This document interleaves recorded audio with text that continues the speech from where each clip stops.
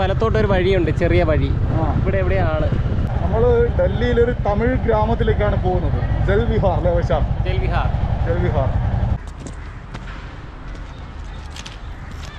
Madrasi colony ഇവിടെ ഡൽഹിയിലുള്ള ഒരു തമിഴ് കോളനിയാണ്. നമുക്ക് അങ്ങോട്ട് പോവാം. വണക്കണ്ണ, തമിഴ്നാട് കോളനി താനല്ലേ? ഇവിടെ വരട്ടുമാ? வீடு மல்லூர்பேட்டை. மல்லூர்பேட்டை என்ன? திருக்கோயிலூர் பக்கம். 24 வருஷமா இருக்கிறோம். எதுக்கான அங்கேருந்து இங்கே வந்து இந்த இடத்துல? மழை இல்லை, நிலப்பழம் அதிகமாக எங்களுக்கு வாய்ப்பு இல்லை, வசதி வாய்ப்பு கம்மி. அதனால வெயில் காலத்துல பாடுபட முடியல. அதுக்காக வந்தா இங்கே ஒரு 20,000 பேர் இருக்காங்க. அவங்களுக்கு எனக்கு தெரிஞ்ச தொழில் டைலரு. அதனால ப்ளவுஸு, மற்றபடி பேண்ட்டு ஷர்ட்டு என்ன தைக்கணுமோ அது உடைகளை தைச்சி கொடுத்து இது பண்ணிட்டு இருக்கோம். இது ரயில்வே இடம். ரயில்வே இடம் தான்.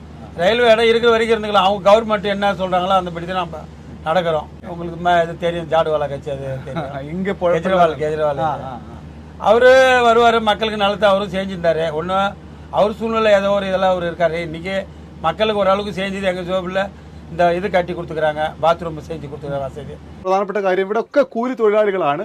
വീട്ടു ജോലിക്ക് പോകുന്ന ആളുകൾ, സെക്യൂരിറ്റി ജോലിക്ക് പോകുന്ന ആൾക്കാരൊക്കെയാണ് ഇവിടെ കൂടുതലായിട്ടുള്ളതെന്ന് അദ്ദേഹം പറയുന്നു. എന്തായാലും ഇവിടെ ഇനി ഒരുപാട് തമിഴ് കുടുംബങ്ങളുണ്ട്. നമുക്ക് അവരൊക്കെ പോയി സംസാരിക്കാം. ஓகேண்ணா, நன்றி. கூலி வேலை செஞ்சு போய்க்கு தான் வந்தோம்.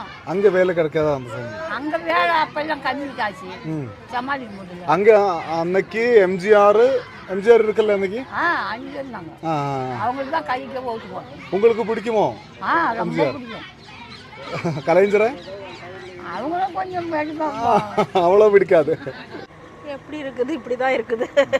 தேர்தல் எப்படி பார்க்குது? ஒன்றுமே பண்ணல. எப்படி இருக்குது பாருங்க. இந்த வருஷம் ஓட்டு போகிறதே போட தரவே அதான் தெரியல என்ன பண்ணுறதுன்னு. உங்களுக்கு யாரை பிடிக்கும் தமிழ்நாட்டு தலைவரா?